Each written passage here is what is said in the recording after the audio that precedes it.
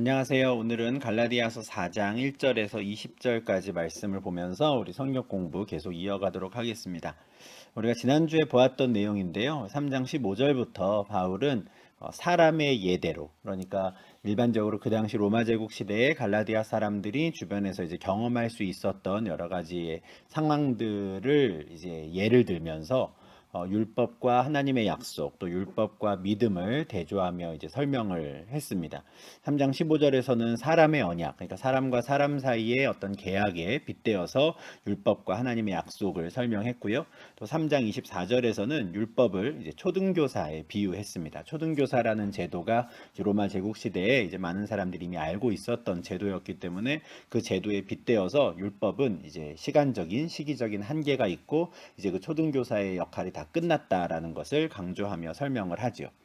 4장 1절부터 7절까지에서도 이제 또 다른 예를 드는데요. 후견인과 청지기라고 하는 이것도 역시 로마 제국 시대에 많은 사람들이 익히 알고 있는 제도인데요. 이것에 빗대어서 이제 율법과 믿음, 또 율법과 예수 그리스도를 대조해서 설명을 합니다. 1절에서 이렇게 시작을 합니다. 내가 또 말하노니 유업을 이을 자가 모든 것의 주인이나 어렸을 동안에는 종과 다름이 없어서 그 아버지가 정한 때까지 후견인과 청지기 아래 있다는 거죠. 내가 또 말하노니라는 건 이번엔 또 새로운 예를 들어보겠다 이런 뜻인데요. 유업을 이을 자에 대한 예입니다. 유업을 이을 자라는 건 어떤 집안의 첫째 아들을 의미합니다. 상속받을 사람, 상속자를 의미하죠.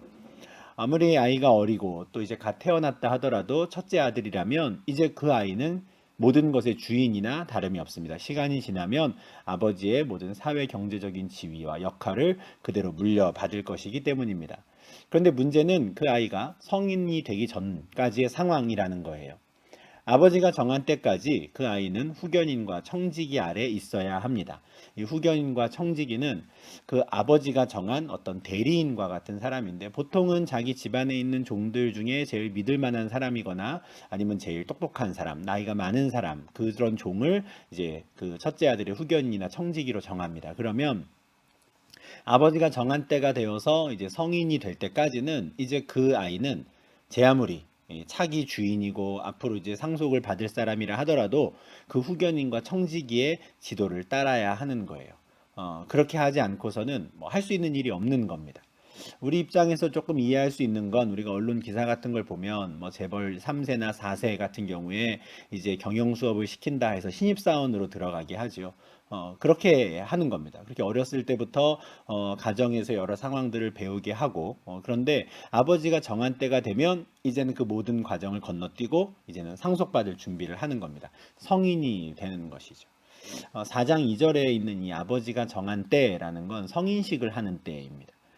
지금 우리는 이제 나이로 그 기준이 정해져 있어요. 만 18세가 되면 성인이 된다. 이렇게 해서 투표권도 받고 하는데 로마 제국 시대 때는 그 상속받을 사람, 그러니까 그 첫째 아들을 언제부터 어른으로 대우해 줄 것인가 이것을 정할 수 있는 권한이 아버지에게 있었다라고 합니다. 그러니까 집집마다 다른 거예요. 어떤 아이는 뭐 13살, 14살에 벌써 성인식을 하기도 하지만 어떤 아이는 더 늦을 수도 있는 것이죠. 아버지에게 그 절대적인 권한이 있는 것인데 아버지가 정한 때가 될 때까지는 이제 후견인과 청지기 아래에서 계속해서 케어를 받아야 되고 지도를 받아야 하는 겁니다. 아버지가 정한 때가 되어서 이제 성인식을 하면 이제 그 아이는 토가라고 하는 옷을 입어요. 이 원로원이라든가 이제 로마 제국 시대의 영화나 드라마를 보면은 이제 원로원 또는 이제 귀족들이 입고 있는 옷이죠. 저 하얀 천으로 둘러져 있는 것인데 저 옷을 이제 토가라고 합니다. 저게 이제 로마 제국 시대 때는 성인들만 입는 옷인데 아버지가 정한 때가 되어서 성인식을 할 때가 되면 이제 아버지는 저 토가를 준비해요. 그래서 아들에게 입혀주는 것이죠. 그때부터는 이제 그는 후견인과 청지기의 그 그늘을 벗어나서 어엿한 성인으로 이제는 진짜 차기 주인으로서의 역할을 또 그런 권리를 누리게 되는 겁니다. 근데 문제는 그 아버지가 정한 때가 되기 전까지가 문제예요. 어렸을 때인데 그때는 종과 다름이 없다는 거죠. 굉장히 독특한 포지션입니다. 분명히 시간이 지나면 이 아이는 모든 것의 주인이 될 사람이에요. 그런데 아버지가 정한 때가 되기 전까지는 후견인과 청지기 아래에서 종과 같이 지내야 하는 것이죠. 바울은 이와 같은 상황이 율법 시대의 우리의 모습이었다. 율법 아래 있던 유대인들의 모습이었다라고 이야기를 합니다. 이미 3장 후반부에서 초등교사의 율법을 비유하면서 그가 이렇게 말을 했었습니다. 믿음이 오기 전에 우리는 율법 아래에 매인바 되고 계시될 믿음의 때까지 갇혔었다 하는 거죠. 믿음의 때가 뭡니까? 상속자들에게 이제 성인이 될 수 있는 아버지가 정한 때인데 그 때가 될 때까지는 종과 같이 지내거든요. 마찬가지라는 거죠. 우리가 율법 아래에 매이게 되었다라는 겁니다. 그런데 아버지가 정하신 때가 되어서 이제 믿음이 왔는데 이젠 더 이상 우리는 초등교사, 후견인과 청지기 아래에 있지 않다. 우리의 아들의 지위를 이제는 회복한다. 상속자의 지위를 회복하게 되었다 하는 겁니다. 그 이야기를 4장 3절부터 이제 반복해서 합니다. 이와 같이 우리도 어렸을 때 이 세상의 초등 학문 아래에 있어서 종노릇했다 하는 것이죠. 근데 앞에 3장 후반부에서는 이제 율법에 매여 있었다라고 하는데 4장 3절에서는 이 세상의 초등 학문 이렇게 말해요. 왜냐하면 이 갈라디아 교인들은 이방인들이었기 때문에 율법의 매인 자들이 아니었거든요. 근데 바울은 그 유대인들이 율법에 매여 있던 것이나 지금 갈라디아의 이방인들이 초등학문 아래 매여 있는 것이나 똑같은 상황이었다 하는 거예요. 둘 다 종노릇하고 있었다라는 건데 여기서 말하는 이 초등학문이 무엇일까? 유대인들에게는 율법이 그 이 세상의 초등학문이 될 수 있고요. 또 이방인들에게는 자신들이 어려서부터 배우고 익혔던 어떤 사회 문화적인 기준들, 도덕 윤리적인 기준들 뭐 이런 것들이 될 수도 있는 것이죠. 또는 외부로부터 배우거나 익힌 어떤 후천적인 것이 아니라 그냥 자기 내면에 있는 어떤 양심도 마찬가지 그 초등학문이 될 수 있습니다. 로마서 2장 14절 15절에서 바울은 율법 없는 이방인이 본성으로 율법의 일을 행할 때에는 이 사람이 율법이 없어도 자기가 자기에게 율법이 되나니 이런 이들은 그 양심이 증거가 된다 이런 말을 하거든요. 율법이 있는 유대인들은 율법을 기준으로 판단을 받아요. 그럼 율법이 없는 이방인들은 어떻게 판단받는가? 자기가 자기에게 율법이 된다는데 이게 무슨 말이냐면 자기 마음속에 각자의 양심이 있는데 그 양심의 기준에 따라서 판단을 받는다라는 거예요. 하나님께서 이방인들을 심판하실 때 기준은 그의 양심이라는 거죠. 이렇게 치면은 뭔가 좀 너무 율법에 비해서 좀 기준이 낮은 거 아닌가? 이렇게 생각을 할 수도 있지만 그렇지 않습니다. 만약에 그 양심이 기준이 되어서 평생 단 한 번도 그 양심을 저버린 일이 없다면, 단 한 번도 그 양심의 기준을 낮추거나 변경한 적이 없다면 그는 의롭다 함을 받을지도 모르겠어요. 그러나 그럴 수 있는 사람이 없죠. 어, 수많은 경우에 인생 속에서 눈 딱 감고 내 양심을 저버리는 일들을 우리는 너무나 많이 경험합니다. 나는 그런 사람 아닌데 라고 말하는 사람이 있다 하더라도 잘 생각해 보면 다 있어요. 특별히 나에 대해서는 끝까지 내가 그 양심을 지킨다 하는 사람도 이것이 내 자녀의 문제라든가 또는 부모의 문제, 그 상황에 걸리게 되면 내 양심을 저버리는 일쯤은 뭐 아무것도 아닌 거죠. 내 양심이 뭐가 대수라고. 그런데 하나님께서 율법 없는 이방인들에게는 그 양심을 증거로 삼아서 판단을 하신다라는 거거든요. 이 모든 것들이 지금 바울이 갈라디아서 4장 3절에서 말하는 이 세상의 초등학문이 될 수 있습니다. 외부적인 어떤 기준이 될 수도 있고요. 또 내부적인 양심이라고 하는 기준이 될 수도 있죠. 근데 그 어떤 것이든지 간에 그 초등학문에 우리가 매여 있었다라는 거예요. 후견인과 청지기 아래에서 매여 있어서 종과 같이 살듯이 유대인들은 율법에 매여 있고 이방인들은 이 세상의 초등학문에 매여 있었다라는 겁니다. 그런데 아버지가 정한 때가 됐다는 거예요, 이제. 4장 4절입니다. 그러나 때가 참에 하나님이 그 아들을 보내사 여자에게서 나게 하시고 율법 아래에 나게 하신 것은 율법 아래에 있는 자들을 속량하시고 우리로 아들의 명분을 얻게 하려 하심이라. 한글 성경에는 이제 그러나라는 단어가 번역되지 않고 빠졌는데요. 원래 있는 단어입니다. 그러나 이제 완전히 상황이 달라졌다는 거예요. 때가 찼습니다. 어떤 때가 찼습니까? 아버지가 정한 때가 된 거예요. 유업을 이을 자가 후견인과 청지기 아래에서 종과 같이 살고 있었는데 아버지가 정한 때가 되면 아버지가 준비한 토가를 입고 이제는 진짜 주인의 모습을 나타내는 거거든요. 그런 때가 됐다는 거예요. 하나님 아버지께서 정하신 때가 되었다는 겁니다. 그런데 로마 제국 시대 때 아버지가 이제 성인식을 할 아들을 위해서 준비하는 건 토가라고 하는 큰 옷인데 하나님께서 이 율법과 세상의 초등학문 아래에서 종과 같이 지내고 있던 이들을 위해서 준비하신 건 그 아들이었어요. 토가 정도가 아니라 독생자 예수를 준비하셔서 보내신 것이죠. 하나님이 정하신 때에 일어난 일입니다. 그렇게 하신 이유는 요한복음 3장 16절에서 하나님이 세상을 이처럼 사랑하셨기 때문이다. 이게 참 은혜입니다. 하나님은 절대 어떤 의무감에 그런 일을 하신 적이 없어요. 우리를 사랑하시기 때문에. 설령 우리가 죄의 종으로 살고 있었다 하더라도 우리를 사랑하셨기에 그 아들을 보내신 것이죠. 하나님께서 정하신 때에 분명히 그 일을 하신 겁니다.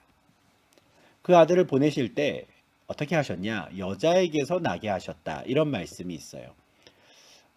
아무것도 아닌 이야기처럼 보이지만 너무 중요한 말씀입니다. 이 아무렇지도 않게 보이는, 아무것도 아닌 것처럼 보이는 이유는 이 세상에 있는 모든 사람들이 다 여자에게서 태어나기 때문에 그래요. 어머니의 뱃속에서 잉태되어서 태어나죠. 다 누구나 여자에게서 태어납니다. 그런데 이게 아무것도 아닌 게 아니라 아주 특별한 말씀인 이유는 바울이 일부러 이런 표현을 쓰고 있기 때문에 그래요. 하나님께서 그 아들을 보내실 때 여자에게서 나게 하셨다. 이것은요, 창세기 3장 15절 말씀을 떠올리라는 겁니다. 내가 너로 여자와 원수가 되게 하고 내 후손도 여자의 후손과 원수가 되게 하리니 여자의 후손은 내 머리를 상하게 할 것이요 너는 그의 발꿈치를 상하게 할 것이니라. 원시 복음이라고 하는 말씀입니다. 창세기 3장에서 아담과 하와가 사탄에게 미혹되어서 하나님의 말씀을 거역하는 죄를 범하지요. 그 결과 이제 에덴 동산에서 쫓겨나는 상황이 됩니다. 하나님께서 그들을 쫓아내시기 전에 이제 그들에게 이제 벌을 내리세요. 남자와 여자에게 벌을 내리시는데 그 전에 먼저 사탄에게 벌을 내리십니다. 아주 강한 경고를 하시는데 여자의 후손과 너의 후손이 원수가 될 것이고 여자의 후손이 너의 머리를 상하게 할 것이라고, 너의 머리를 밟아버릴 것이라고 이렇게 말씀하거든요. 바울은 지금 하나님께서 그 아들을 보내실 때 여자에게서 나게 하셨다라고 하는 표현을 통해서 이 여자의 후손이라는 말을 상기시키는 겁니다. 사탄의 머리를 상하게 하기 위해 그 아들을 여자의 후손으로 나게 하셨다라는 거예요. 이 여자의 후손이라는 말은 일반적인 사람과 다르다라는 겁니다. 일반적으로 모든 사람들은 남자의 후손으로 태어납니다. 남자와 여자의 육체적인 관계를 통해서 잉태하게 되고 그렇게 아이가 태어나는 거죠. 그러면 그 아이는 그 남자의 후손이 되는 겁니다. 그런데 하나님의 아들은 여자의 후손으로 태어나요. 왜냐하면 남자와 여자의 육체적인 관계를 통해서 잉태되고 태어나는 아들이 아니기 때문에 그렇습니다.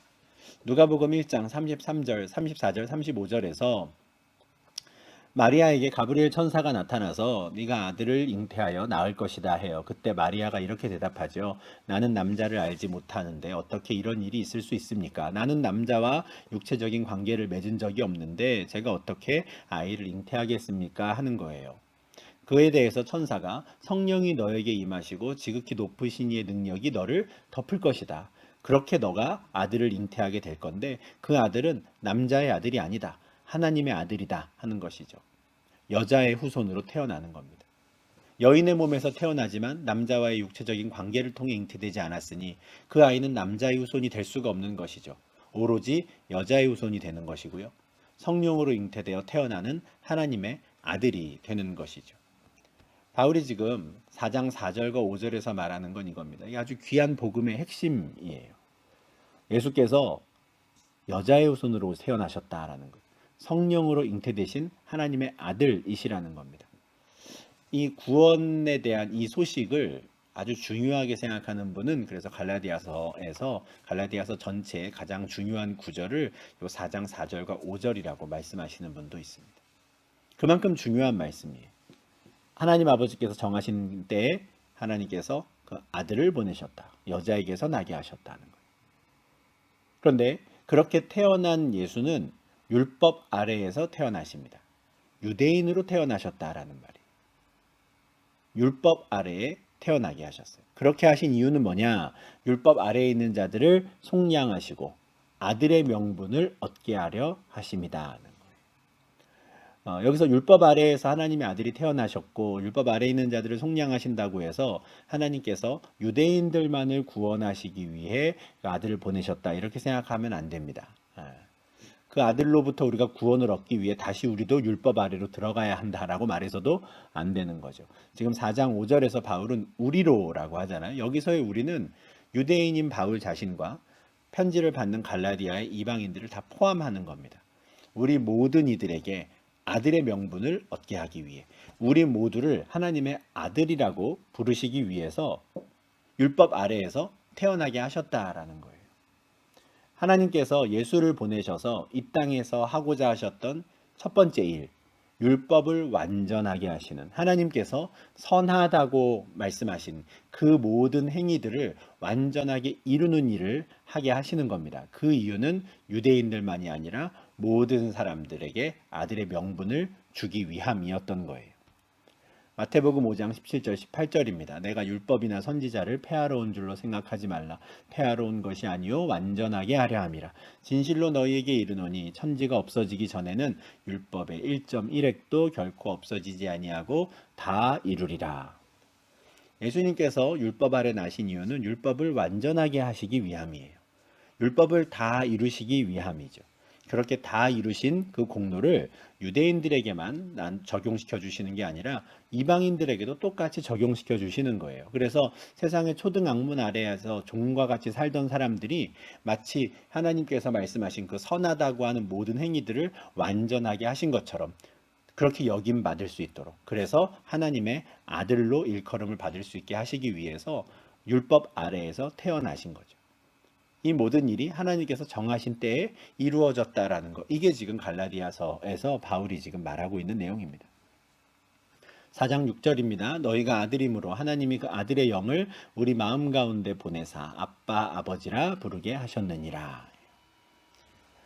예수 그리스도를 보내셔서 율법을 완전하게 하시는 것.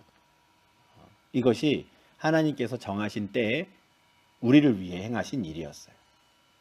아들을 여자의 후손으로 보내셔서 율법을 완전케 하셨죠. 근데 하나님이 준비하신 게 또 있습니다.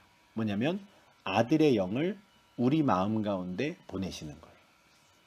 예수 그리스도를 보내셔서 율법을 완전하게 하시고 성령을 보내셔서 우리 가운데 그 예수 그리스도께서 이루신 그 공로를 적용시켜 주시는 것이죠. 그리고 그 결과 어떻게 됩니까? 아빠, 아버지라고 부를 수 있는 은혜를 주시는 거예요. 여기 4장 6절에 아들의 영이라고 되어 있는데요. 이것은 바로 성령 하나님을 의미합니다. 이 말씀을 가만히 보면 지금 한 사람을 구원하는 것, 유대인이든 이방인이든 한 사람을 구원하는 건 성부, 성자, 성령, 삼위 하나님께서 함께 하시는 사역이다라는 게 여기서 드러나는 거예요. 때가 참에 하나님이 그 아들을 보내셨죠. 성부와 성자가 나옵니다.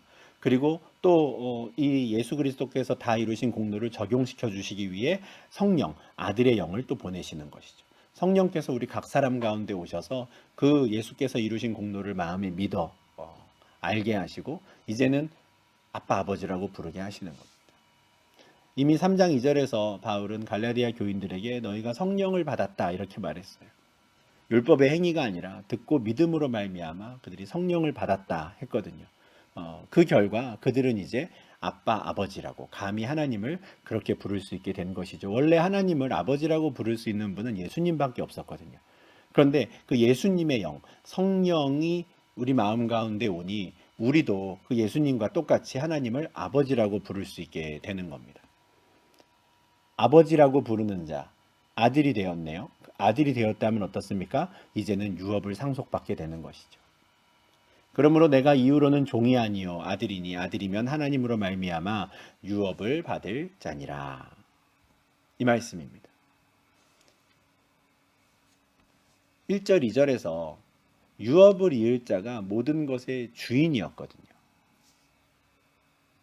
그런데 아버지가 정한 때가 되기 전까지는 종과 다름없이 살 뿐이었어요. 이 똑같은 일이 우리 가운데 일어났다. 이게 지금 바울이 말하는 겁니다. 하나님께서 유대인들은 율법 아래, 또 이방인들은 이 세상의 초등 학문 아래에 두면서 종과 같이 살게 하셨는데 때가 참에 그 아들을 보내셨고 그 아들로 말미암아 또 성령 하나님으로 말미암아 이제는 각 사람으로 하여금 하나님을 아버지라고 부를 수 있게 하시고 종이 아니라 이제는 아들이 되게 하셨다는 것이고요. 그 결과 예수 그리스도와 더불어 하나님의 나라를 상속받게 되었다고 유업을 잇게 되었다라고 설명하는 겁니다. 이것이 요한계시록에는 그리스도와 더불어 왕노릇하리라 이렇게 표현되어 있습니다. 원래는 예수 그리스도 그 독생자 예수님만이 하나님의 나라를 상속받을 자였는데 분이었는데 이제 우리가 모두 성령 하나님으로 말미암아 하나님을 아버지라고 부르게 됨으로써 우리도 그 유업을 유산을 상속받게 되는 것이죠. 로마서 8장 15절 16절에서도 비슷한 말씀이 있습니다. 너희는 다시 무서워하는 종의 영을 받지 아니하고 양자의 영을 받았으므로 우리가 아빠 아버지라고 부르짖느니라. 성령이 친히 우리의 영과 더불어 우리가 하나님의 자녀인 것을 증언하시니 성령께서 우리와 함께 계시는 거예요. 잠깐 말씀을 드리면 지금 우리 갈라디아서에는 아들의 영이라는 표현이 나왔고요. 로마서 8장 15절에는 양자의 영이라는 표현이 나오거든요. 이게 각자 다른 영이 아닙니다. 다 성령을 가리키는 표현이에요. 근데 그 성령께서 하시는 일을 좀 강조하려다 보니 어떤 곳에서는 이제 하나님의 아들이 되게 하는 영이라고 해서 아들의 영. 또 성령께서 그에게 임하시면 우리가 이제 하나님의 아들로 입양되는 거거든요. 그러니까 입양된다라는 그것을 강조하기 위해선 또 양자의 영 이런 식으로 표현을 하는 겁니다. 표현이 조금 다르지만 모두 성령을 의미하죠. 성령께서 우리 각 사람에게 예수 그리스도의 다 이루신 공로를 적용시켜 주시는 거고요. 믿음으로 말미암아 그리스도와 연합하게 하시는 겁니다. 뿐만 아니라 성령께서 우리가 하나님의 자녀인 것을 직접 증언해 주시기도 한다라는 거예요. 우린 더 이상 종이 아니라고. 이제 우리는 아들이 되었다라는 걸 직접 증언해 주시기까지 한다라는 겁니다. 이제 완전히 신분이 달라진 거죠. 예전엔 종이었는데 마치 종과 같이 살고 있었는데 이제는 유업을 이어받는 유산을 상속받는 아들이 되었다는 것. 신분이 완전히 달라졌다라는 걸 성령께서 직접 증언해 주신다라는 겁니다. 얼마나 큰 은혜인지 몰라요. 근데 지금 갈라디아 교인들이 이미 성령을 받아서 자신들이 하나님의 자녀인 것을 증언해 주시는 그 일들을 성령께서 하고 계시는데 그럼에도 불구하고 계속해서 나는 하나님의 자녀가 아닌 것 같아요. 하나님의 자녀가 되려면 할례를 받아야 되는 것 같아요. 하나님 자녀가 되려면 율법을 지켜야 되는 것 같아요. 이렇게 이야기를 하고 있으니 너희가 왜 다시 종의 삶으로 돌아가려고 하느냐라고 지금 바울은 이야기를 하고 있는 겁니다. 오늘 성경 공부 이제 시작할 때 말씀드린 것처럼 바울은 3장 15절부터 4장 초반까지 전반부까지 이 사람의 예대로 지금 이야기를 하고 있습니다. 사람들 사이에서 익히 잘 알고 있는 알려져 있는 제도들을 이용해서 율법과 하나님의 약속, 믿음과 율법을 대조하죠. 하나님 사람과 사람 사이의 계약에 또 비교했고요. 초등교사라든가 후견인 청지기 제도에 또 비교했습니다. 이 세 가지 예를 통해서 지금 바울이 계속 이야기하는 건 뭡니까? 이제는 율법의 유효성이 끝났다라는 거예요. 율법의 시기는 끝났다는 겁니다. 왜 그렇습니까? 하나님이 정하신 때가 되었으니까. 하나님께서 아브라함과 약속하신 것이 이제는 완전히 이루어졌으니 뒤에 나타난 그 어떤 계약이든 그 어떤 언약이든 그 어떤 율법이든 간에 제일 처음 하나님이 아브라함과 맺었던 약속보다 우선할 수 없으니 이제는 그때가 되어서 이제 하나님의 아들로서의 지위가 다 회복되었다. 더 이상 과거에 매일 필요 없다. 더 이상 율법에 매일 필요 없다라는 것을 계속 이야기하는 것이죠. 이렇게 예를 들어서 세 가지를 설명한 이후에 이제 8절부터 좀 더 직접적인 언어로 또 바울은 그들 갈라디아 교인들을 책망하고 그들을 돌이키고자 합니다. 그러나 너희가 그때에는 하나님을 알지 못하여 본질상 하나님이 아닌 자들에게 종노릇하였더니 이제는 너희가 하나님을 알 뿐 아니라 더욱이 하나님이 아신 바 되었거늘 어찌하여 다시 약하고 천박한 초등학문으로 돌아가서 다시 그들에게 종노릇하려 하느냐. 이 말씀이죠. 과거의 모습 어땠냐 하는 거예요. 성령을 받기 전에 하나님의 아들이 되기 전에 그들은 본질상 종들과 같았다는 거예요. 근본적으로 그들은 하나님을 알지 못했어요. 하나님과 관계가 끊어진 채 태어나는 원죄 상태에 있었으니까요. 이게 그때이지요. 하나님을 알지 못하다 보니까 하나님 아닌 자들에게 종노릇하는 거, 그게 그들의 기본값이었어요. 그들의 본질상 상태였던 거죠. 하나님이 아닌 자들이라고 하는 건 모든 우상들을 말합니다. 그게 눈에 보이는 사람이 될 수도 있고요. 자연 만물이 될 수도 있고요. 아니면 내가 추구하는 어떤 성공에 대한 욕심 또는 돈을 향한 욕심 뭐가 됐든 다 상관없습니다. 그 모든 건 다 하나님이 아니니까요. 그 하나님이 아닌 자들에게 묶여서 종노릇하고 있었던 거, 그게 갈라디아의 이방 교인들의 원래 상황이었어요. 그런데 이제는 달라졌다는 거죠.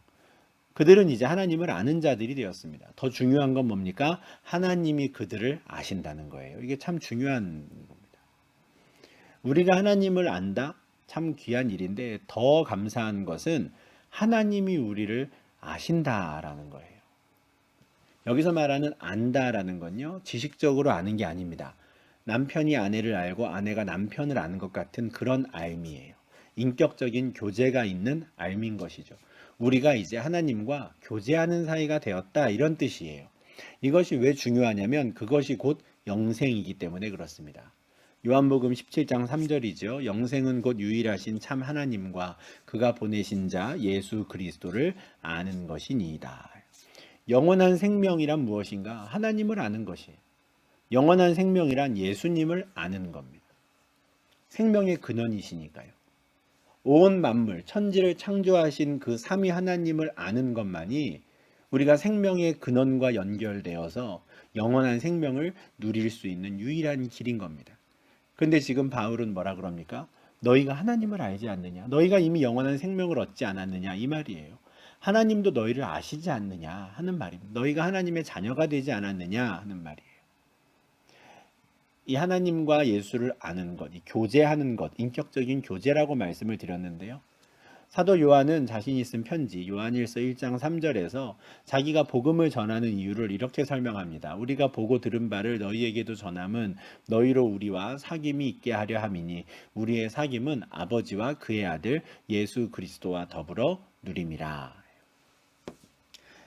이게 바울과 사도 요한이 조금 뭐랄까 이렇게 복음을 전할 때에 있어서 마음이나 목적이 조금은 좀 달랐던 것 같아요. 물론 결과적으로는 같았지만 그 분위기가 조금 달라요. 바울은 뭔가 좀 전투적입니다. 파이팅이 있죠. 그 어떤 고난에도 불구하고 나아가서 복음을 전하지 않으면 내가 도저히 못 견디는 이런 뉘앙스가 이제 바울 서신에서 많이 나타난다면 요한은 조금 부드럽습니다. 요한은 우리가 보고 들은 바를 너희에게 전했다 이렇게 말해요. 보고 들은 바 예수 그리스도와 함께 3년을 살았던 사도 요한이었고 예수님의 사역을 직접 보고 예수의 말씀을 들었던 사람인데 우리가 그렇게 보고 들은 것을 너희에게 전했지. 이유가 뭡니까? 너희로 우리와 사귐이 있게 하려 함이다 이렇게 말해요. 너희와 교제하고 싶어서 우리가 복음을 전했어 이렇게 말해요. 그는 지금 복음을 하나님과 삼위 하나님과의 교제로 이해를 합니다. 우리의 사귐은 아버지와 그의 아들 예수 그리스도와 더불어 사귐이라 해요. 지금 예수 그리스도로 말미암아 요한은 하나님 그리고 예수님을 아는 자가 되었어요. 영생을 얻은 자이죠. 이것을 그는 이제 우리가 함께 더불어 사귄다 이렇게 표현을 하는데 이 사귐이 너무 좋은 거예요. 삼위 하나님의 사귐 가운데 이 사람 요한이 들어갔거든요. 너무 풍성한 사귐을 경험을 하다 보니 다른 사람들도 이 교제에 초대하고 싶은 거예요. 그렇게 초대하기 위해서 자기가 보고 들은 바를 그들에게도 전하는 겁니다. 너도 같이 우리와 교제하지 않을래? 너도 우리와 같이 사귀지 않을래? 라고 하며 손을 내미는 것. 이거를 지금 복음 전파로 이야기를 하는 겁니다. 바울과는 조금 다르죠. 좀 훨씬 더 부드럽습니다. 이런 개념으로 우리가 복음을 이해한다면 사실은 성경의 전반적인 내용들을 좀 더 풍성하게 우리가 이해할 수 있어요. 영생은 하나님과 예수 그리스도를 아는 것, 그분과 교제하는 것이고 그분과 사귀는 것인데 이것은 곧 에덴 동산에서의 상황을 회복시키는 겁니다. 그렇게 회복되는 거예요. 구원이라고 하는 건 우리 입장에서는 지옥에 가지 않고 천국에 가는 것 뭐 이런 식으로 표현될 수 있지만 하나님 입장에서는요. 망가졌던 이 세상을 다시 회복시키시는 겁니다. 그게 구원이에요. 어느 수준으로 회복시키십니까? 보시기에 심히 좋았더라 라고 하셨던 그 상태로 회복시키시는 겁니다. 왜냐하면 아담과 하와의 죄로 말미암아 그 심히 보시기에 좋았던 그 상태가 깨져버렸기 때문이죠. 창세기 3장 8절과 9절은 아담과 하와가 하나님의 말씀을 어긴 직후에 벌어진 일을 이렇게 설명합니다. 그들이 그날 바람이 불 때 동산에 거니시는 여호와 하나님의 소리를 듣고 아담과 그의 아내가 여호와 하나님의 낯을 피하여 동산 나무 사이에 숨은지라. 여호와 하나님이 아담을 부르시며 그에게 이르시되 내가 어디 있느냐. 여기 그들은 아담과 하와죠. 그날 선악을 알게 한 나무의 열매를 먹음으로써 하나님 말씀을 어겼던 그날입니다. 그날 묘사가 이렇게 돼요. 바람이 불 때 동산에 거니시는 여호와 하나님의 소리를 아담과 하와가 들었다 그래요. 참 놀라운 일인데요. 하나님은 영이시니 눈에 보이지 않습니다. 그런데 하나님이 에덴 동산을 찾아오실 때 나는 특별한 소리가 있었던 것 같아요. 그 소리를 아담과 하와는 이미 구분해서 알고 있었습니다. 그냥 일반적으로 바람 부는 소리랑은 달랐던 거예요. 여호와 하나님의 소리라고 하는, 에덴 동산을 거니시는 여호와 하나님의 소리라고 하는 독특한 소리가 있었던 거예요. 그 소리가 나면 아담과 하와는 아, 하나님이 오셨구나라고 하며 그 하나님을 맞이하고 하나님과 그 가운데 교제했던 거죠. 이게 에덴 동산에서의 원래 상황이에요. 그런데 하나님의 말씀을 어기고 이제 관계가 끊어지고 나니 여호와 하나님의 소리가 들림에도 불구하고 아담과 하와는 하나님께 나아가질 못합니다. 낯을 피하여 숨지요. 참 나중에 하늘나라에 가면 하나님께 꼭 여쭤보고 싶은 것 중에 하나가 이거예요. 만약에 아담과 하와가 여호와 하나님의 낯을 피하여 숨지 않았다면 어떻게 됐을까 하는 겁니다.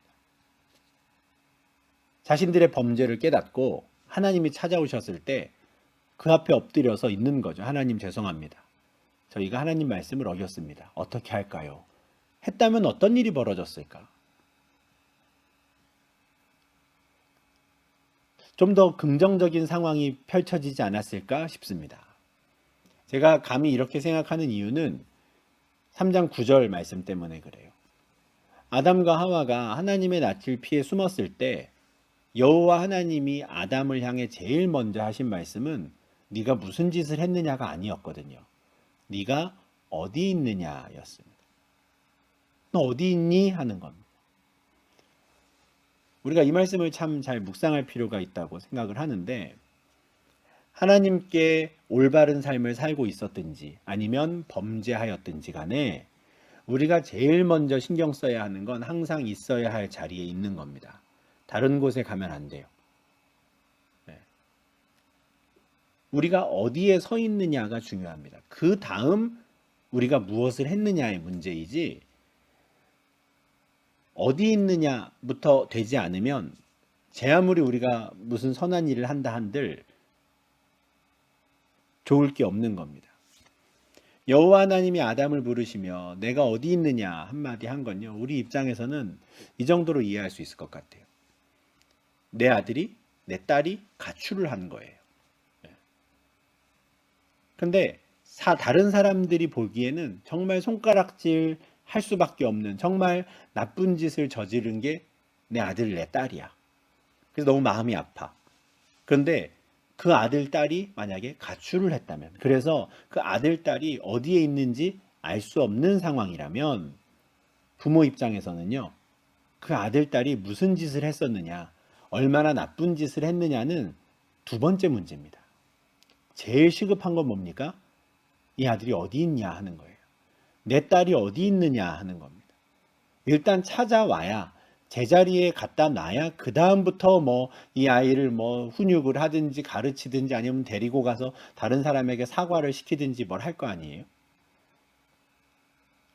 제 아무리 사람들에게 손가락질 당하는 죄를 지은 나쁜 아들, 딸이라 하더라도 부모에게 있어서 제일 중요한 건 일단 집 안에 있어야 하는 거예요. 집을 나가면 안 되는 것이죠.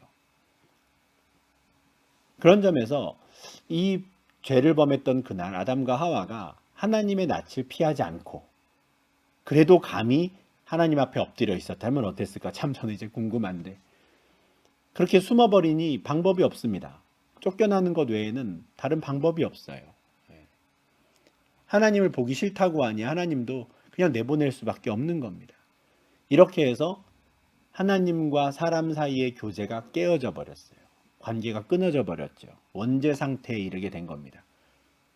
그런데 이제는 하나님을 아는 자들이 생기는 거예요. 하나님이 아는 자들이 생기는 겁니다. 그들은 삼위 하나님의 교제 가운데 함께 들어오게 돼요. 에덴 동산에서 하나님께서 아담과 하와와 교제하셨던 것처럼 그 참된 교제를 이루어가게 되는 것이죠. 이것이 하나님의 자녀들에게 주시는 특권입니다. 갈라디아 교인들은 이미 그 은혜를 받은 자들, 그 권리를 받은 자들이었어요. 그런데 그들이 유대주의자들에게 미혹되어서 할례도 받으려고 그러고 율법을 지키려고 하는 거거든요. 그래서 4장 9절에서 이렇게 책망하는 거죠.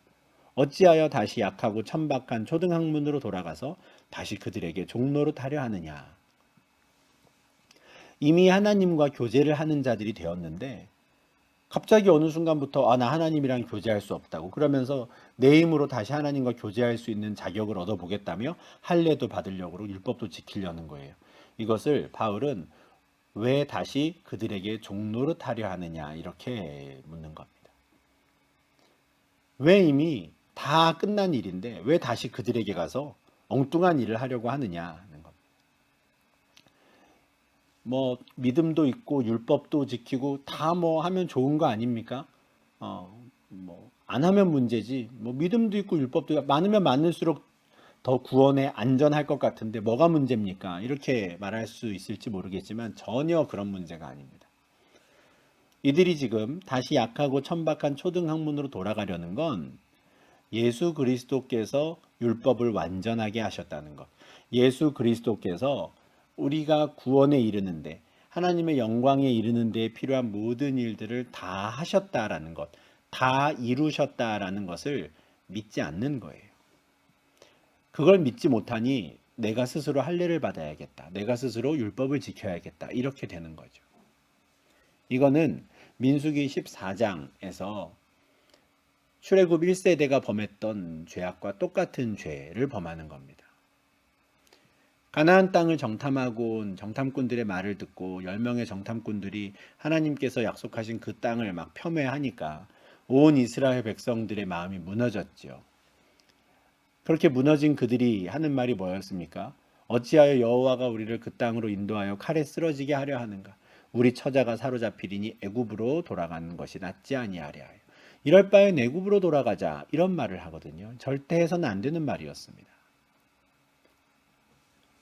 이스라엘이 하나님의 인도와 또 모세의 인도를 따라서 광야로 나온 이후에 이 가데스 바네아라고 하는 곳에 와서 정탐꾼들을 보냈어요. 그런데 가데스 바네아까지 오기까지 이스라엘이 뭐 항상 순종하며 왔던 거 아닙니다. 이미 그들은 패역한 민족임이 드러났고 이미 그들은 하나님 말씀을 불순종하는 자들이 이미 드러났어요. 그래도 하나님께서 용서하시고 용납하시고 참으시고 하면서 가데스 바네아까지 데리고 오셨습니다. 그런데 그곳에서 그들은 절대 해서는 안 되는 말을 해요.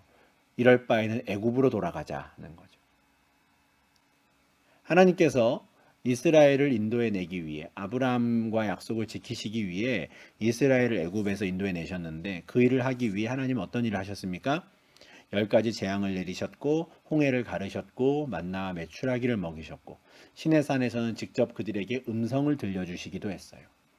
이런 세부적인 모든 일들을 하신 목적은 딱 하나예요. 애굽 땅에서 종살이 하던 그들에게 자유를 주시기 위해서. 그러니까 하나님께서 이스라엘에게 베푸신 많은 일들이 있는데 그 중에 가장 대표적인 것, 하나님께서 가장 중요하게 생각하고 가장 뿌듯하게 생각하시는 게 내가 너희를 애굽에서 인도해 냈지 이거였거든요. 그래서 십계명도 그렇게 시작하잖아요. 나는 너희를 애굽 땅 종되었던 집에서 인도해낸 하나님 여호와다. 하나님을 그렇게 설명하시는 거예요. 내가 너희를 애굽 땅에서 인도해 냈지. 하나님께는 굉장히 자랑스러운 일이었고 이스라엘이 대대로 기억하고 감사해야 되는 주제가 그거였어요. 하나님께서 우리를 애굽에서 인도해 내셨다. 그런데 가데스 바네아에서 정탐꾼들의 말을 듣고 마음이 녹아내려 버리니까 그들이 정신을 차리지 못하고 하나님이 행하신 가장 중요한 그 구원 사역을 부정해 버리는 겁니다. 이럴 바엔 다시 애굽으로 돌아가자. 하나님 우리를 왜 구원하셨나요? 이렇게 말하는 거거든요. 지금 바울이 볼 때 갈라디아 교인들이 이미 믿음으로 말미암아 성령을 받았고 하나님의 아들, 딸의 지위를 얻어서 이제 하나님을 아버지라고 부르고 그 삼위 하나님과 함께 교제하는 상황이 되었는데 이제 와서 새삼 다시 할례 받아야지만 구원받을 수 있는 거 아닌가? 이 다시 율법을 지켜야지만 우리가 의롭게 되는 거 아닌가? 이렇게 말하는 건 구약의 이스라엘 백성들이 애굽으로 돌아가자라고 말한 것과 똑같아 보이는 거예요. 그래서 어쩌자고 너희가 저 천박하고 연약한 저 초세상의 초등학문으로 돌아가서 다시 그 아래에서 종살이를 하려고 하느냐? 지금 아주 강하게 책망하는 겁니다. 이미 갈라디아 교인들 중에 유대인들의 율법을 따라서 지키는 사람들이 나타났어요. 10절에 이렇게 말하죠. 너희가 날과 달과 절기와 해를 삼가 지키니 내가 너희를 위하여 수고한 것이 헛될까 두려워하노라. 갈라디아 교인들 중에 이미 날과 달과 절기와 해를 지키는 자들이 나타났어요. 이거는 유대인들이 말하는 절기죠. 율법에 있는 절기입니다. 뭐 유월절, 초막절 등등도 있고요. 또는 뭐 월삭이라고 하는 것도 있고 희년도 있고 율법의 여러 절기를 지키는 사람들이 나타났는데 그런 모습을 보니까 너무 겁나는 거예요. 저들이 지금 하나님께 받은 은혜를 다 그냥 하찮은 것으로 여겨버리는구나. 내가 그 복음을 전하기 위해서 돌에 맞아가며 애를 쓰고 정말 죽을 고비를 넘겨가며 수고했는데 다 헛된 것이 되는 것 아닌가? 지금 너무 두렵다 하는 거예요. 세상의 초등학문 아래에서 종살이 하던 이들이 예수 그리스도를 말미암아 이제는 자유의 몸이 되었는데 그들이 그 자유를 버리고 스스로 그것에 종이 되게 하는 그 모습이 너무 안타까운 겁니다. 요한복음 8장에서 예수님께서는 너희가 내 말에 거하면 참으로 내 제자가 되고 진리를 알지니 진리가 너희를 자유롭게 하리라 했습니다. 진리, 예수 그리스도이죠. 말씀이신 그 진리를 아는 자들은 자유합니다. 그 어떤 것에도 매이지 않아요. 어떤 것에도.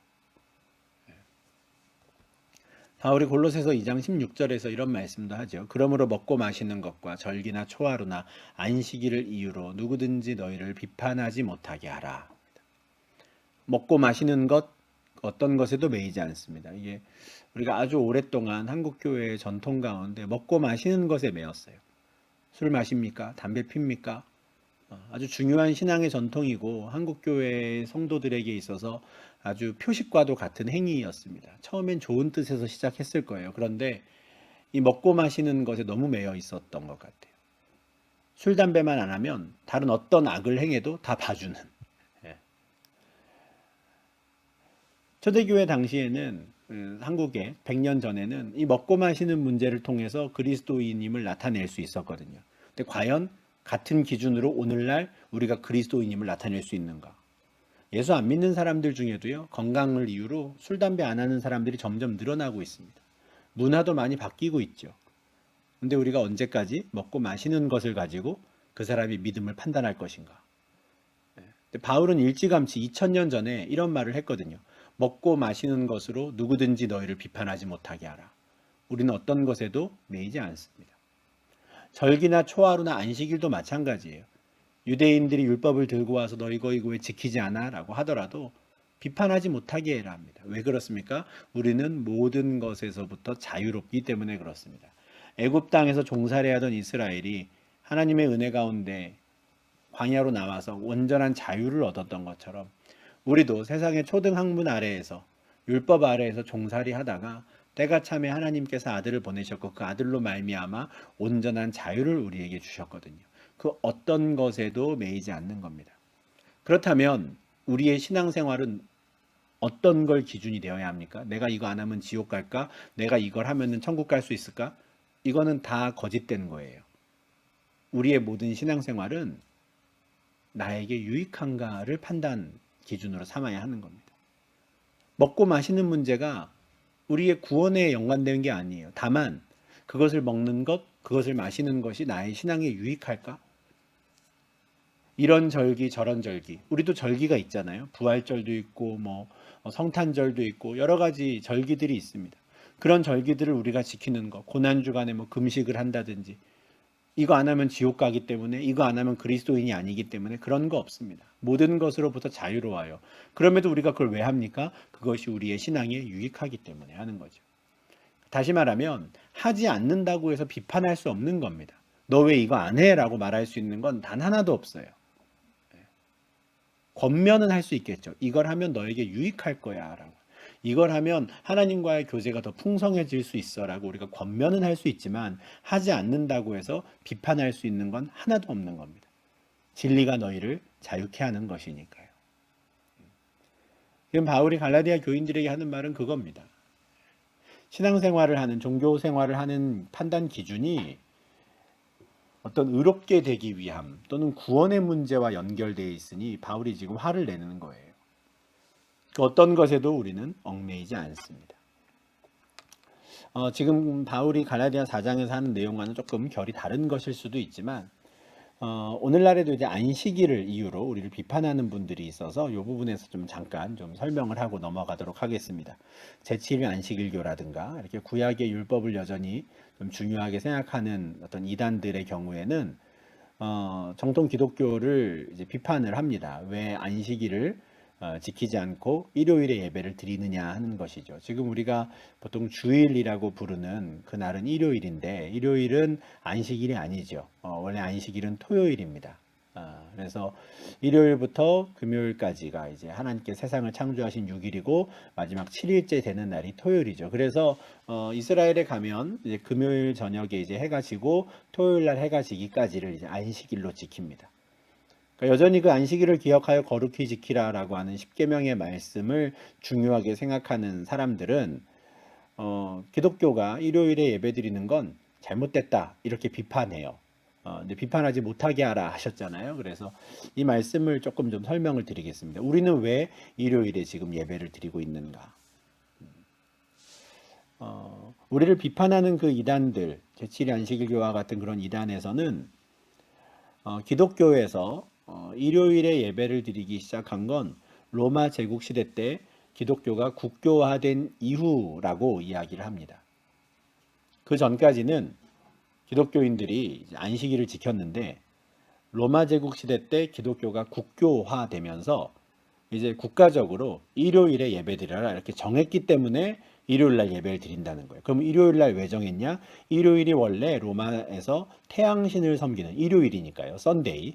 태양신을 섬기는 날이었는데 그 날을 그냥 하나님께 예배드리는 날로 바꿔버렸다. 그러니 안식일이 아니라 일요일에 예배를 드리는 건 원래 하나님의 뜻이 아니라 이교도의 잘못된 관행을 답습하는 거다. 이건 하나님이 기뻐하시지 않는 거다. 이렇게 비판을 하거든요. 그래서 저희 보고 이제 안식일에 토요일 날 예배드려야 된다고 저희를 비판합니다. 근데 그렇지 않아요. 이미 골로새서 2장 16절에도 바울이 안식일을 이유로 비판하지 못하게 하라 했지만 성경에 보면은요. 초대교회 성도들이 안식일이 아니라 일요일에 예배를 드렸다라는 증거들이 있습니다. 로마 제국 시대 때 국교화되기 이전부터 이미 일요일에 예배를 드리고 있었던 거죠. 사도행전 20장 7절인데요. 그 주간의 첫날에 우리가 떡을 떼려 하여 모였더니 바울이 이튿날 떠나고자 하여 그들에게 강론할세 말을 밤중까지 계속하매 이런 말씀이 있거든요. 바울이 3차 전도 여행을 마치고 예루살렘으로 가는 길에 이제 육로로 그리스 지역을 쭉 다시 올라가서 배를 타고 에게해를 건너서 드로아에 도착을 했습니다. 드로아에서 이제 머물면서 그곳에 있는 성도들과 교제를 하다가 그 주간의 첫날에는 특별히 떡을 떼려고 모였다 그래요. 여기서 떡을 뗀다라는 건 성찬을 한다는 것이고요. 우리로 치면 예배를 드리러 모였다는 겁니다. 정기적인 주일 예배죠. 근데 그 정기적인 예배를 언제 합니까? 그 주간의 첫날, 일요일 날 했다라는 거예요. 토요일이 안식일, 마지막 날이고요. 일주일의 첫날은 일요일입니다. 그 주간의 첫날 이미 일요일에 초대교회 성도들이 모여 있었던 거예요. 모여서 떡을 떼기를 했고요. 바울은 그들에게 설교를 전했다는 겁니다. 원래부터 기독교가 로마 제국의 국교가 되기 전부터 이미 초대교회 성도들은 그 주간의 첫날 예배를 드렸습니다. 고린도전서에도 같은 말씀이 있어요. 힌트가 되나 중요한 말씀인데 고린도전서 16장 1절 2절입니다. 성도를 위하는 연보에 관하여는 내가 갈라디아 교회들에게 명한 것 같이 너희도 그렇게 하라. 매주 첫날에 너희 각 사람이 수입에 따라 모아두어서 내가 갈 때에 연보를 하지 않게 하라. 연보라는 말은 이제 헌금이라는 말인데요. 성도를 위하는 헌금은 이제 구제헌금을 말합니다. 바울은 이제 2차, 3차 전도 여행 중에 이제 지중해 연안에 있는 각 교회들에게 연락을 해서 그들로부터 이제 구제헌금을 모으게 해요. 그래서 구제헌금을 모아서 나중에 예루살렘 교회를 돕는데 이제 사용하고 하는데 고린도 교회에 보내는 편지에 이제 구제헌금을 좀 모아달라 부탁을 하면서 어떤 방법으로 헌금을 모으면 되는지를 알려줍니다. 그런데 갈라디아 교회에게 알려준 것과 같은 방법으로 하면 돼 이렇게 말하는데 그 방법이 뭡니까? 매주 첫날 모일 때 수입에 따라서 조금씩 미리 모아두라는 거예요. 나중에 바울 자신이 고린도에 갔을 때 그때 부랴부랴 구제헌금을 모으려 그러면 부담이 되니까 매주 첫날 모일 때마다 조금씩 헌금을 모아두면 내가 가서 그것을 받아다가 예루살렘에 전해주겠다 하는 것이죠. 이처럼 갈라디아 교회도 그렇고 고린도 교회도 그렇고 매주 첫날 일요일에 모임을 하고 있었던 거예요. 그러면 왜 이들은 안식일이 아니라 매주 첫날 일요일에 함께 모여 예배를 드렸는가? 이들은 이방인들입니다. 처음부터 율법에 매이지 않은 사람들이죠. 이들 입장에서는 안식일을 지킬 이유가 처음부터 없었습니다. 그러면 예루살렘 교회는 언제 예배를 드렸을까요? 제 생각에는 아마도 안식일에 예배를 드렸을 것 같아요. 왜냐하면 예루살렘 교회 성도들은 다 유대인들이었으니까요. 그러니까 처음에는 예루살렘 교회에서는 계속 안식일에 예배를 드리고요. 다른 이방 지역에서는 매주 첫날 일요일에 예배를 드렸다는 거죠. 그러면 왜 이들은 여러 날 중에 하필 일요일에 매주 첫날 예배를 드렸을까? 그날이 예수께서 부활하신 날이기 때문에 그렇습니다. 매주 첫날 모여서 그들이 했던 것이 떡을 떼는 일이었거든요. 성찬을 했죠. 성찬을 하면서 주의 죽으심을 기억합니다. 주님의 죽으심과 부활하심을 기억하는데 그 일을 하기에 제일 좋은 날은 예수님이 부활하신 날, 안식 후 첫날이죠. 안식일이 지난 다음 날, 그날이 매주 첫날이잖아요. 안식 후 첫날 새벽에 부활하신 예수님을 기념하며 이방인들은 그때 정기적으로 모였던 겁니다. 자신들을 창조하시고 자신들을 구원하신 하나님의 사역이 예수 그리스도를 통해 완성된 그날을 기념하기 위해서 매주 첫날 모임을 했던 것이죠. 그래서 이런 상황들, 이런 신학적인 고백들을 알기 때문에 바울은 그 어떤 절기, 그 어떤 날, 특별히 안식일을 이유로 너희를 비판하지 못하게 해라. 너희는 자유하다라는 것을 이야기하는 겁니다. 우리는 날에 매이지 않습니다. 만약에 뭐 반대로 말하면 꼭 일요일에만 예배를 드려야 하냐 이것도 아니라는 거예요. 그럼 우리가 수요일 날 예배 드리는 거, 예전에 이제 금요 철야 기도회 이런 것도 많이 있었는데요. 날마다 새벽 기도회 하는 거 이거 하면 안 되는 거죠. 만약에 일요일에만 예배를 드려야 한다면. 우리는 모든 날 예배를 드릴 수 있습니다. 다만 예배 드리는 것만이 하나님 우리에게 바라시는 모든 것이 아니기 때문에 우리의 삶 속에서 드리는 예배가 있기 때문에 다만 정기적으로 일주일에 하루는 쉬면서 하나님을 찬양하는 날로 지키는 것, 그 정신은 이어가는 것이죠. 그래서 우리가 안식일을 기억하여 거룩히 지키라라고 하는 이 말씀을 주신 그 의미는 우리가 살리되 그날을 복 주셔서 하루를 쉬게 하시는 그 은혜는 우리가 누리되 날에는 얽매일 필요가 없다라는 것을 잠깐 좀 말씀을 드렸습니다. 다시 이제 우리 본문으로 좀 돌아가면요. 갈라디아 4장 12절 말씀입니다. 형제들아 내가 너희와 같이 되었은즉 너희도 나와 같이 되기를 구하노라. 너희가 내게 해롭게 하지 아니하였느니라. 이제 다시 좀 톤을 다운시킵니다. 형제들아 이렇게 말하죠. 내가 너희와 같이 되었다 이렇게 말해요. 고린도전서 9장 20절에서 바울은 유대인들에게는 내가 유대인같이 되었고 율법 없는 자들 이방인들에게는 이방인처럼 됐다 이렇게 말해요. 그렇게 말하는 이유가 뭡니까? 유대인들을 얻고 율법 없는 자들을 얻고자 함이었어요. 유대인들에게는 누구보다도 유대인같이 이방인에게는 누구보다도 이방인같이 하는 겁니다. 이게 뭐 줏대 없는 사람처럼 보이기도 하고 박쥐처럼 보이기도 해서 이게 과연 올바른 걸까? 한결같은 게 더 좋은 거 아닌가? 생각할 수 있지만 지금 바울이 고린도전서 9장 20절과 21절에서 말하는 건 바울이 유대인이든 이방인이든 그들을 얻기 위해서 다시 말해서 그들에게 복음을 제대로 전하기 위해서 그들의 마음에 걸릴 만한 것들은 아예 처음부터 내가 다 없앴다. 이런 뜻입니다. 예를 들어서 유대인을 만나러 가는데 나는 이제 율법 안에서 율법에 대해 자유롭다고 복음 안에서는 자유롭게 되었다고 굳이 유대인들이 그 율법과 그 사회적인 규범이 무엇인지를 다 알매도 불구하고 일부러 그걸 막 어긴다면 복음을 전하기도 전에 유대인들의 마음이 다치겠죠. 바울은 그렇게 하고 싶지 않은 겁니다. 그냥 맞춰주는 거예요. 식사 초대를 받아서 가면 그들의 정결 예식에 따라 손도 씻고요. 유대인들의 식사 문화와 예절을 그대로 따라줍니다. 누구보다도 잘 알았겠죠. 바울이 유대인이니까요. 그렇게 그 식사 문화와 예절을 그대로 따라감으로써 자신을 초대해 주거나 자기를 만나는 유대인들의 마음을 편하게 해주는 겁니다. 그래야 그들에게 복음을 전할 수 있으니까요. 그렇지 않으면 마음이 닫혀버려서 복음을 전할 기회조차 잃어버리니까 나는 유대인들을 만나면 누구보다도 유대인 같이 했다 말하는 거예요. 이방인들에게도 마찬가지인 겁니다. 이방인을 만나러 가가지고는 굳이 유대인이랍시고 거리를 두거나 뭐 정결 예식에 따라서 까다롭게 굴지 않았다는 거예요. 그러기 시작하면 그들이 마음이 닫혀버리니까. 그래서 이방인들을 만날 때는 이방인처럼 율법 없는 자가 되어서 그들과 함께 어울리고 그들에게 맞춰줌으로써 그렇게 복음을 전할 기회를 내가 얻었다 하는 겁니다. 근데 여기서 중요한 거는 억지로 하지 않았다는 거예요. 유대인들을 만나서 유대인처럼 행동하는 것도 억지로 한 게 아니고요. 이방인들에게 그렇게 행동한 것도 억지로 한 게 아니에요. 고린도전서 9장 19절에서 내가 자유의지를 가지고 일부러 그렇게 했다 이렇게 말합니다. 내가 모든 사람에게 자유로우나 스스로 모든 사람에게 종이 된 것은 더 많은 사람을 얻고자 함이라예요. 남들 시선이 뭐 신경 쓰여서 또는 남들을 이렇게 안 하면은 남들이 비판할까봐가 아니라 오로지 내가 만나는 그 사람을 얻기 위해서 내 자유를 가지고 기꺼이 유대인이 되었다가 이방인이 되었다가 했다라는 것이죠. 나중에 우리가 5장에서 보겠지만 갈라디아서 5장 13절에도 같은 맥락의 말씀이 있습니다. 형제들아 너희가 자유를 위하여 부르심을 입었으나 그러나 그 자유로 육체의 기회를 삼지 말고 오직 사랑으로 서로 종노릇하라. 자유를 가지고 어떻게 쓸 것인가? 내가 기꺼이 종노릇하겠다라는 거예요. 이방인을 만났을 땐 이방인처럼 유대인을 만났을 땐 유대인처럼.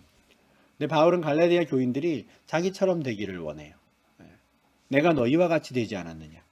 너희도 나와 같이 되기를 구한다. 온전한 자유를 가지고 그 자유를 가지고 그냥 편하게 기꺼이 남을 섬기는 삶을 살기를 바라지 다시 다른 무엇인가의 종이 되어서 세상의 율법이 초등학문이든 유대인들의 율법이든 그 다른 것의 종이 되어서 그렇게 살아가기를 원치 않는 거예요. 처음에 이 갈라디아 교인들은 참 바울을 사랑했습니다. 전혀 바울에게 해가 되지 않은 사람들이었거든요. 바울을 대적하는 사람들이 아니었어요. 13절부터 바울은 옛날을 좀 회상합니다. 우리가 처음 만났을 때, 우리가 참 좋았는데 하는 그 시절을 떠올려요. 갈라디아 교인들을 처음 만났을 때 건강이 좋지 않았던 것 같습니다. 바울은. 13절 14절인데요. 내가 처음에 육체의 약함으로 말미암아 너에게 복음을 전한 것을 너희가 아는 바라. 이 말은 육체의 약함, 뭔가 뭐 건강이 안 좋았거나 병에 걸렸거나 했었는데 오히려 그것이 계기가 되어서 갈라디아에 있는 사람들에게 복음을 전할 수 있었다라는 뜻이에요. 하나님께서 어떻게 이 상황을 만들어 주셨는지는 알 수 없지만 바울을 치료하던 사람들을 통해서 먼저 복음이 전해졌는지 뭐 우리가 정확히 알 수 없지만 생각해 보면 오히려 내가 그렇게 건강이 안 좋았었기 때문에 너희들에게 복음을 전할 수 있었어 이렇게 말하는데 그때 상황을 생각하면 참 고마운 거예요. 왜냐하면 그들을 시험하는 것이 내 육체에 있었다 이렇게 말하거든요. 자기의 모습을 떠올려 보면 이런 사람이 전하는 복음을 과연 그들이 받아들일 수 있을까? 힘들었을 거라는 거예요. 영생에 대해 이야기하고 또 뭐 하나님의 능력에 대해 이야기를 하는데 자기 자신이 컨디션이 너무 안 좋은 거죠. 육체의 약함이 드러나는 상황이에요. 그런 상황이라면 듣는 사람들이 뭐라 그러겠습니까? 야, 너나 좀 잘 챙기라고. 그 하나님의 능력으로 너나 좀 잘 고치라고 이렇게 말하지 않겠습니까? 그런 일이 지금 내 육체 가운데 있었는데 그들이 자기를 업신여기지 않았던 것 그거를 떠올리며 고마워하는 거예요. 그때 당시에 그들의 태도는 눈이라도 빼어서 자기에게 줄 것 같은 그런 상황이었다라고 15절에서 이야기를 합니다. 그래서 요 15절 마지막에 너희의 눈이라도 빼어 나에게 주었으리라는 요 말씀을 좀 우리가 생각을 하면 앞에 14절에서 바울이 말하는 육체의 약함이 어떤 좀 눈에 그에게 좀 큰 문제가 있었던 것 아닌가 이렇게 우리가 좀 생각을 할 수 있는 거죠. 실제로 바울의 눈이 좀 좋지 않았다라고 하는 건 많은 분들이 생각하고 있는 바인데요. 그 계기가 있습니다. 사도행전 9장 8절에서 바울이 다메섹으로 가는 그 길에서 부활하신 예수님을 이제 만났던 상황인데 그때 아주 강한 빛 가운데 부활하신 예수님께서 사울에게 나타나시죠. 그래서 강한 빛이 이제 그를 쬐임으로써 사울이 이제 눈이 보이지 않는 상태가 되거든요. 눈은 떴는데 아무것도 보이지 못하는. 그래서 사람들이 겨우 이제 그를 데리고 다메섹으로 들어가는 장면이 나오는데, 이후에 다메섹에서 아나니아라고 하는 제자를 통해 하나님께서 그에게 안수하게 하시고, 그때 사울의 눈에서 비늘 같은 것이 벗어지는 일이 일어납니다. 근데 아마 요때 이제 눈이 시력이 완전히 회복된 건 아니었던 것 같아요. 그래서 바울의 컨디션이 안 좋거나 좀 힘든 상황이 되면 이 좀 질병이 계속해서 좀 나타났던 것 아닌가 싶은데, 이 갈라디아 지역에 처음 바울이 들어갔을 때 이제 바울의 몸이 너무 안 좋았던 거죠. 아마 눈에 좀 문제가 있었던 것 아닌가 싶습니다. 그도 그럴 것이, 이 1차 전도 여행 중에 처음으로 갈라디아 지역을 찾아갔는데 이 여정이 참 힘들었던 것 같아요. 힘들었던 증거가 사도행전 13장부터 14장까지를 보면, 안디옥에서 이제 바울과 바나바가 출발을 할 때 둘만 간 게 아니라 마가라 하는 요한이라고 하는 청년도 같이 가거든요. 아마 뭐 짐꾼과 같이 따라갔겠죠. 그런데 그 마가라 하는 요한, 나중에 마가복음의 저자가 되긴 하는데, 그 마가라는 청년이 지금의 사이프러스 섬, 구브로 섬에서의 사역을 마치고 이제 배를 타고 버가로 갔을 때, 버가에서 그냥 혼자서만 배를 타고 예루살렘으로 떠나버립니다. 아마 구브로 섬에서의 사역이 굉장히 힘들었기 때문에 더 이상 같이 할 마음이 안 생겼던 것 같아요. 그래서 그냥 도망치듯이 이제 떠나가 버리는데, 그럼에도 불구하고 바울과 바나바는 내륙으로 들어가서 갈라디아 지역을 찾아가는 거죠. 그래서 아주 고된 사역 끝에 갈라디아 지역에 들어가기 때문에 많이 좀 육체적으로 힘들었을 것이고, 특별히 그의 이제 좀 만성적인 질병이죠. 눈에 큰 문제가 생겼던 게 아닌가 하는 겁니다. 바울이 그와 같은 육체의 약함을 좀 고쳐달라고 기도는 여러 번 했던 것 같아요. 고린도후서 12장 7절인데, 바울은 자신의 그 육체의 약함을 가시라고 표현을 하거든요. 사탄의 사자라는것도 표현을 하기도 하는데, 하나님께서 나에게 이걸 주셨다 해요. 근데 그 이유가 뭐냐면, 나를 너무 자만하지 않게 하려고. 내가 그리스도께 받은 계시가 너무 커서 큰 은혜를 받았는데, 이런 연약함마저 없다면 내가 하나님 앞에 교만한 자가 될까 싶어 하나님이 나에게 이것을 좀 남겨주셨다, 이렇게 표현을 합니다. 이것을 좀 치료해 달라고 기도도 했던 것 같아요. 이것이 내게서 떠나가게 하기 위하여 3번 주께 간구하기도 했는데, 그때마다 하나님이 안 고쳐주셨다는 거예요. 내 은혜가 너에게 족하다. 내 능력이 약한 데서 온전하여진다, 이렇게 말하신 거죠. 충분하다. 내가 이거 너 고쳐주지 않아도 너는 많은 은혜를 받았잖아. 괜찮아, 하시는 거거든요. 이게 얼마나 사실 답답했겠습니까? 사실 바울이 얼마나 병 고침의 은사가 있었냐면, 바울의 손수건을 갖다가 병든 자의 위에 몸에다가 올려놓으면 그 병자들이 나았다라는 말씀이 사도행전에 있거든요. 그러니까 다른 사람 안수하면은 막 병도 나아주고 귀신도 쫓아내고 했었는데, 정작 자기 몸은 못 고치는 거예요. 3번이나 이거 좀 고쳐달라고 했는데 하나님이 안 고쳐주시는 거죠. 근데 바울이 그것을 감사히 받아들이는 겁니다. 아, 나 교만하지 말라고 이런 걸 주시는구나 라고 했다는 거죠. 근데 문제는, 갈라디아 교인들을 처음 찾아갔을 때, 갈라디아 땅을 처음 밟았을 때는 상태가 너무 안 좋았던 거예요. 그래서 오히려 자기의 모습이 그들에게 시험거리가 될 수도 있었는데, 그들이 그들을 내팽개치지 않은 거죠. 업신여기지도 않았고 버리지도 않았다는 거예요. 오히려 어떻습니까? 그를 하나님의 천사같이 영접했다고, 그리스도 예수와 같이 영접했다는 거예요. 얼마나 참 고마웠겠습니까? 그리고 얼마나 감사했겠어요. 네. 아, 정말 하나님께서 이 나의 약함을 통해서 일하시는구나라는 것을 경험하는 순간이었을 겁니다. 사도행전 13장에 이 갈라디아 지역의 성도들의 반응이 나오는데요. 이방인들이 듣고 기뻐했고 하나님의 말씀을 찬송했다라고 하고요. 이 두 사도를 따르는 자들이 생겼다라는 거예요. 참 관계가 좋았습니다. 참 좋았어요. 바울의 눈이 안 좋으면 내 눈이라도 빼어서 주고 싶을 만큼 그런 아주 깊이 사랑하는 관계가 되었다라는 거예요. 그런데 지금은 이 관계가 틀어졌습니다. 15절에 너희의 복이 지금 어디 있느냐. 우리 참 좋았는데 지금은 왜 이렇게 됐냐 하는 겁니다. 예전에는 눈이라도 빼서 나에게 주려고 그랬는데 왜 나를 이렇게 못 믿고 미워하느냐 하는 거죠. 16절 17절 그런즉 내가 너희에게 참된 말을 함으로 원수가 되었느냐. 그들이 너희에게 대하여 열심을 내는 것은 좋은 뜻이 아니요 오직 너희를 이간시켜 너희로 그들에게 대하여 열심을 내게 하려 함이라. 내가 너희에게 좋은 말을 했더니 참된 말 진리를 전했더니 오히려 원수가 되었느냐. 참 착잡한 겁니다. 차라리 그냥 할례 받으라 그러고 율법 지키라 그랬으면 나를 좋아했을 텐데 그런 거 필요 없다고 오직 믿음으로 말미암는 의만 있으면 된다고 그렇게 말했던 것 때문에 지금 너희가 나를 미워하느냐 하는 거죠. 참 자조적인 말입니다.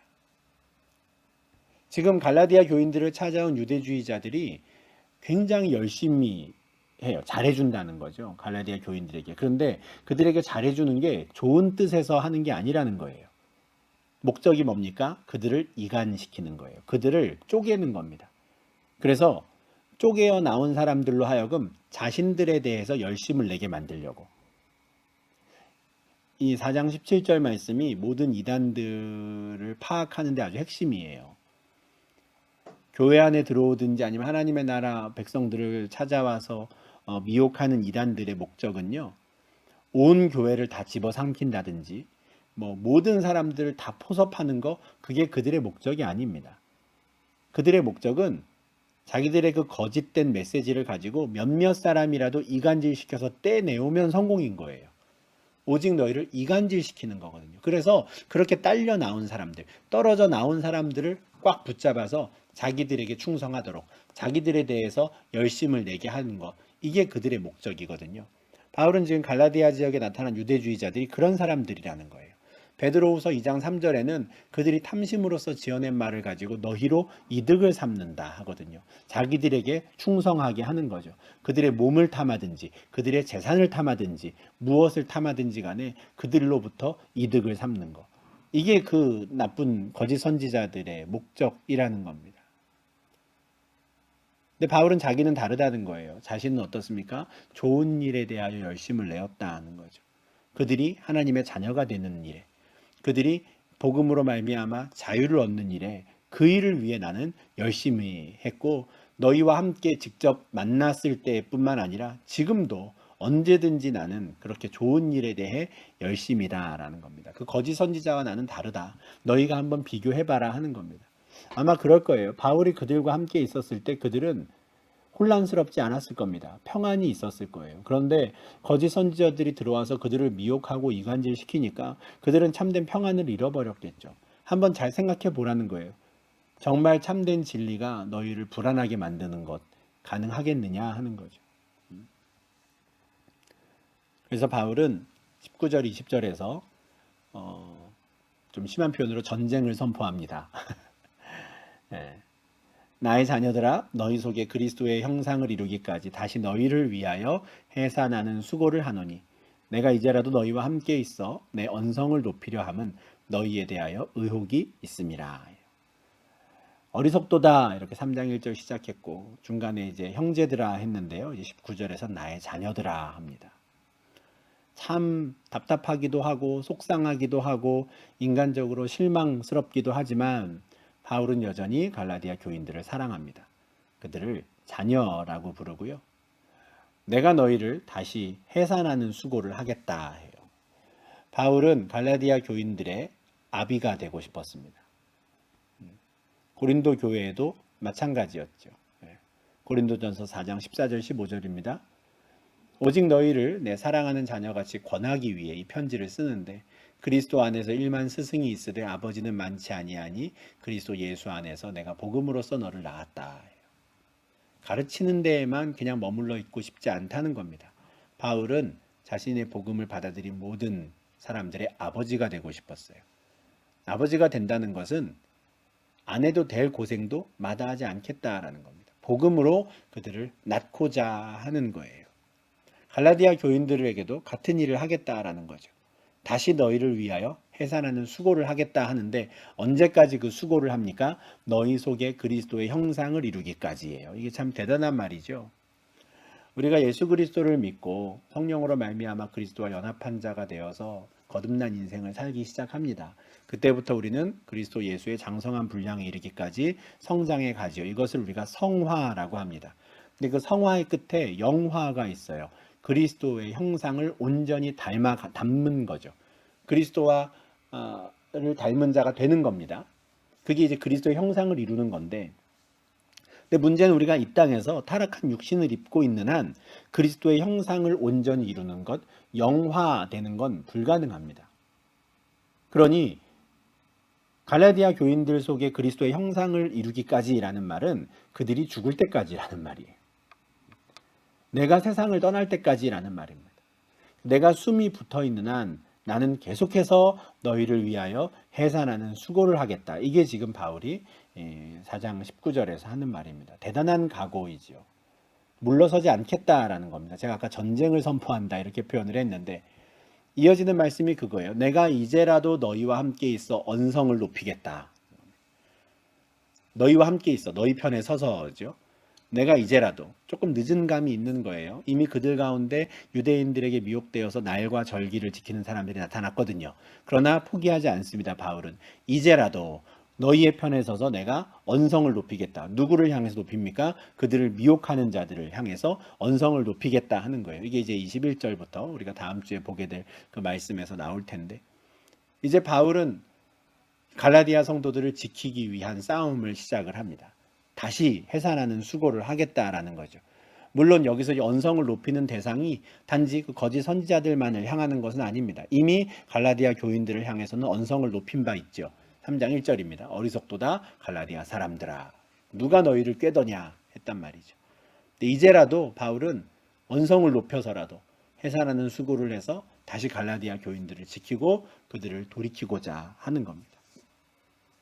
이거를 하려고 바울은 여러 가지 예를 들어서 이렇게도 설명했다가 아주 크게 책망했다가 뭐 형제들아 불렀다가 자녀들아 불렀다가 지금 애가 타는 상황인 겁니다. 우리가 지금 갈라디아 6장까지 있는 이 편지 중에 이제 4장 이제 마무리 거의 단계까지 왔는데요. 갈라디아서는 이제 1장과 2장에서 바울이 자기의 사도성을 설명했죠. 유대주의자들이 바울을 깎아내리고 바울이 전한 복음을 비방했기 때문에 그걸 디펜스하는 게 이제 1장, 2장이었고요. 3장, 4장에서는 지금까지 살펴본 것처럼 유대주의자들이 말했던 그 율법, 유대주의자들이 말하는 아브라함과 할례와 자신이 예수 그리스도께 받은 그 계시의 말씀, 그 약속을 비교하고 대조함으로써 복음을 설명했습니다. 이게 이제 3장과 4장이에요. 그 가운데 지금 바울은 갈라디아 교인들이 참된 복음이 무엇인지를 다시 깨닫기를 바라는 것이고요. 유대인들에게 미혹된 자들이 있다면 다시 돌아오기를 바라는 것이죠. 이렇게 3분의 2 지점까지 왔고요. 이제 뒤에 5장과 6장에서는 이제 언성을 높이기로 했잖아요. 거짓 선지자들, 유대주의자들과 이제 맞서 싸우고 그들에게 미혹되지 말고 이제는 그리스도께서 주신 자유를 가지고 성도들은 어떤 삶을 살아야 하는지 이것에 대해서 이제 5장과 6장에서 이야기를 합니다. 갈라디아서는 6장밖에 되지 않은 짧은 장이지만 아주 중요한 내용들을 이렇게 크게 셋으로 구분해서 세 단락으로 설명을 하고 있는데 오늘까지 해서 이 두 번째 단락 바울이 이제 율법과 말씀, 율법과 믿음을 대조하며 자신이 전하는 복음을 다시 한번 갈라디아 성도들에게 설명하는 것으로 이제 두 번째 단락이 마무리가 되어 가는 것입니다. 이렇게 해서 이제 오늘 성경 공부를 저희가 마무리를 하고요. 이제 다음 주에 이제 계속해서 4장 또 후반부와 이제 5장까지의 내용들을 우리가 좀 같이 살펴볼 수 있으면 좋겠습니다. 참 중요한 내용들을 지금 바울이 다뤘습니다. 하나님의 율법을 우리가 어떤 관점으로 보아야 하는지, 율법의 유효성에 대해서 우리가 생각을 한 거고요. 아버지께서 정하신 때가 되었을 때, 때가 찼을 때 예수께서 오셔서 우리를 위해 행하신 일들로 인해 우리는 이제 온전한 자유를 얻게 되었다라는 것, 이것을 바울이 4장에서 계속해서 강조하고 있습니다. 이 말씀들 우리가 잘 묵상할 수 있으면 좋겠고요. 이제 다음 주에 계속해서 우리 5장과 또 이어지는 내용들을 보도록 하겠습니다. 네, 오늘도 긴 시간 함께 해주셔서 감사하고요. 수고 많으셨습니다.